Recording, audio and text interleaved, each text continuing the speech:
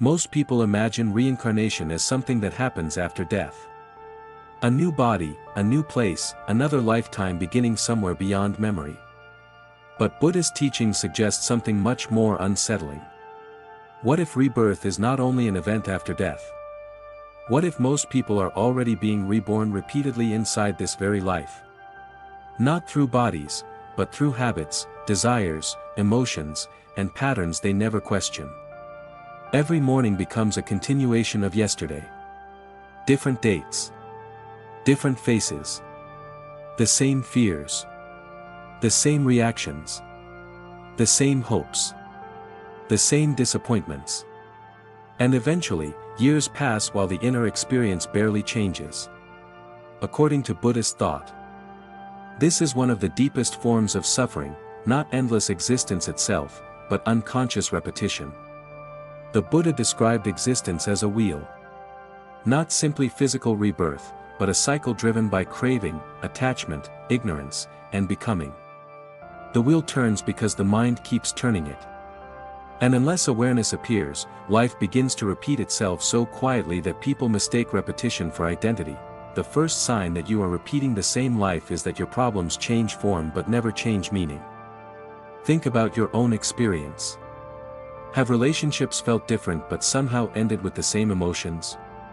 Have opportunities appeared but eventually produced the same stress? Have achievements arrived only to leave behind familiar emptiness? Buddhism teaches that suffering is rarely random. The mind develops invisible patterns and then recreates environments that confirm them. Someone afraid of rejection may unconsciously push people away. Someone obsessed with approval may never feel appreciated. Someone attached to success may discover that every accomplishment immediately creates another standard. Life appears to move forward while internally nothing changes. The scenery changes.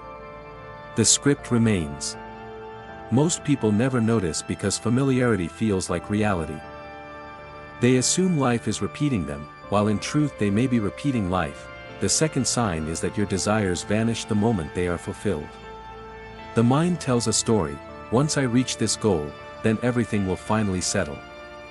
Once I earn more money. Once I meet the right person. Once I become respected. Once I achieve enough.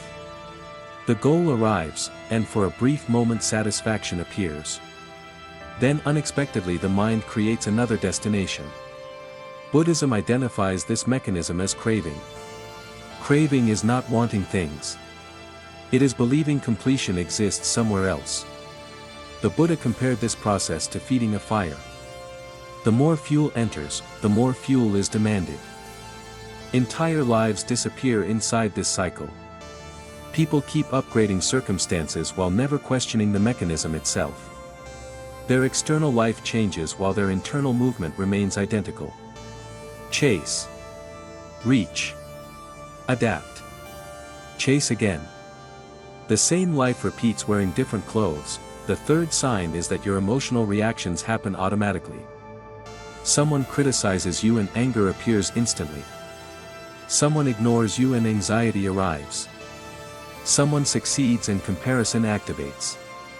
Someone challenges you and defensiveness takes control. Afterwards you explain the reaction as personality. Buddhism offers another explanation: conditioning. The Buddha taught that without awareness people operate mostly through causes built over years of repetition. You think you are choosing, but often old habits are choosing through you. This does not remove responsibility. It increases it. Because freedom begins when reaction becomes visible. Imagine pressing the same emotional buttons every day until they become identity. Eventually you stop saying I react this way and start saying this is who I am. But awareness reveals another possibility. Perhaps identity is only repeated behavior wearing your name. The fourth sign is that you avoid silence. Modern life makes this easier than ever. Constant entertainment. Constant information. Endless scrolling. Endless distraction. But Buddhism asks a difficult question: what exactly are you escaping? Silence reveals what movement hides. Without stimulation unresolved thoughts appear. Regrets return. Questions become louder. Hidden fears step forward. Many people believe they are relaxing when they distract themselves. In reality, they may simply be postponing awareness. The Buddha encouraged meditation not because silence itself has magical powers, but because silence removes escape routes. When external noise fades, internal patterns become visible. You notice thoughts repeating, emotions repeating, desires repeating, entire versions of yourself repeating. This recognition is uncomfortable. But discomfort is often where freedom begins. The fifth sign is that you believe your suffering exists entirely outside you.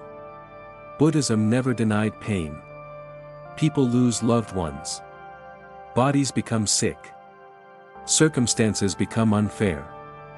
But Buddhist teachings distinguish between pain and suffering. Pain happens. Suffering grows through resistance, identification, obsession, and mental repetition. Two people can experience similar events and live completely different realities because experience passes through interpretation. If happiness depends entirely on changing the world first, freedom remains unreachable. The future becomes the solution to every problem. But the future never arrives as expected. One condition improves and another appears. The cycle continues. External change without inner understanding often creates new versions of old suffering. The sixth sign is that you constantly search for a permanent identity.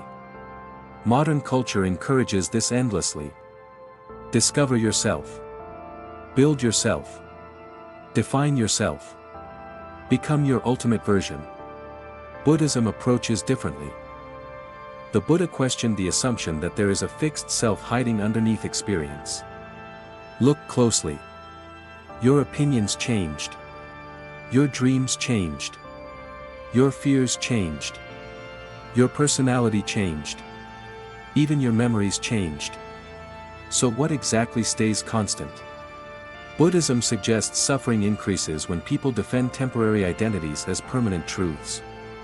The moment reality changes, identity feels threatened.